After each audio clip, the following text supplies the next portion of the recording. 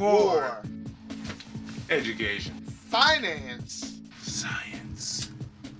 religion. There are many issues, questions, and problems that the world's smartest scholars ponder every single day. But where do you go if you have first world problems? Welcome to First World Answers.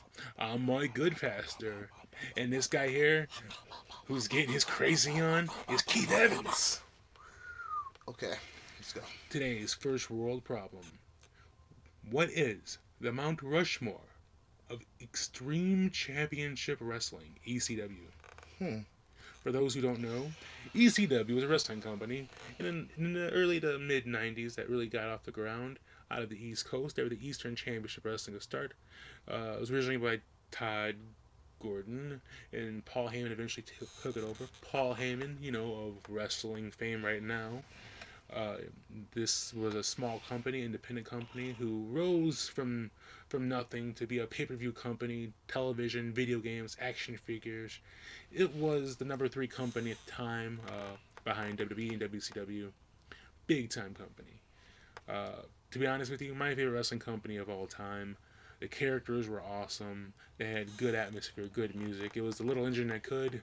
And today we're going to figure out who are the top 4 figureheads of the company's existence. Off the top of my head, I like to say Paul Heyman is a shoo-in. Yeah, it's like the Lorne Michaels to The SNL. Saturday Night Live. Yeah, Paul Heyman has to be on there. So that just leaves 3 spots. Yep.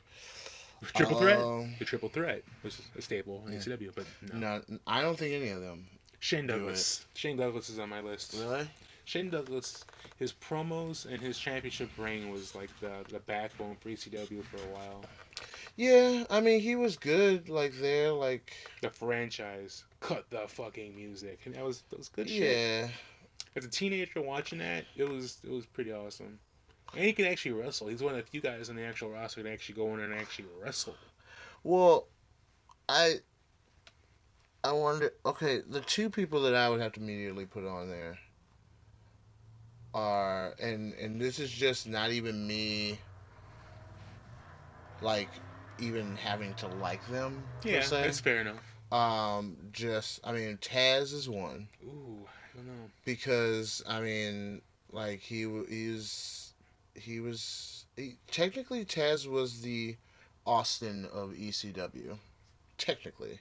Wouldn't Sandman be the Austin of ECW with the whole drinking and caning of people? Taz the one who went, did all had the fuck the world stuff. Blah, blah, blah. Yeah. And I feel like a lot of people know Taz, not more than Shane Douglas. I think people if you look at people outside of the ECW that whole outside of wrestling, Taz, if you don't know anything else you do know Taz was in ECW. True, but there's Sabu. Sabu, I think, is a given. Yeah. Sabu, yeah. Oh yeah. Sabu is the other one that I was gonna say. Yeah. Sabu. So Sabu's definitely on mine. I'm saying Taz too. You're saying Sabu and Shane Douglas. Maybe Shane Douglas. Shane Douglas. But most likely. He's one of my favorite wrestlers of all time. Raven. That character of Raven kind of epitomized the whole grunge era of what ECW was trying for. True. I have a toss-up for my last spot. And it's between obviously one of my favorite ECW superstars, which was Rob Van Dam. True.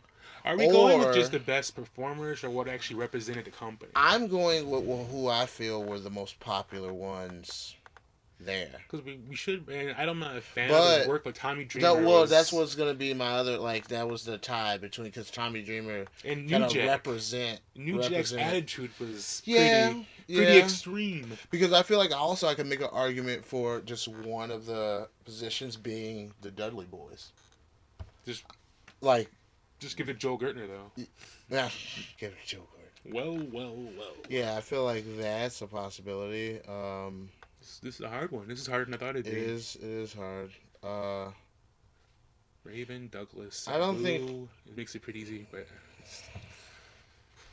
trying to think if there's anybody else that I can Rob Van think of. Dam, but yeah, it said him. That's who I'm picking. I'm picking Paul Heyman. Paul Heyman, Sabu, Taz,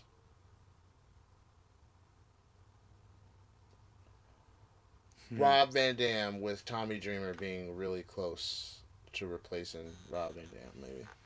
I'm gonna go or maybe replacing Taz. Maybe Tommy Dreamer could replace Taz too. Sabu and Paul Heyman have to be on there. Yeah, that's those two are for sure on mine. I'm leaning towards Raven.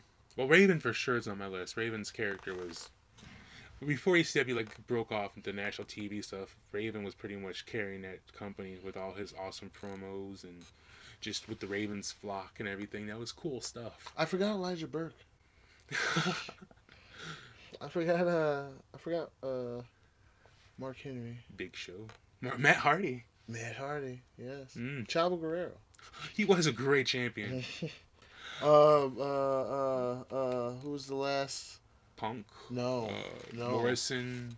Ezekiel Jackson. He was the last ECW champion. ECW champion. Him or Rhino, obviously. Rhino was. I said they should put a match between the last ECW champion and the first ECW champion. So it'd be Ezekiel Jackson versus. It wasn't Jimmy Snuka. It was someone old school, like randomly like that. I think it was Jimmy Snuka. Cactus Jack.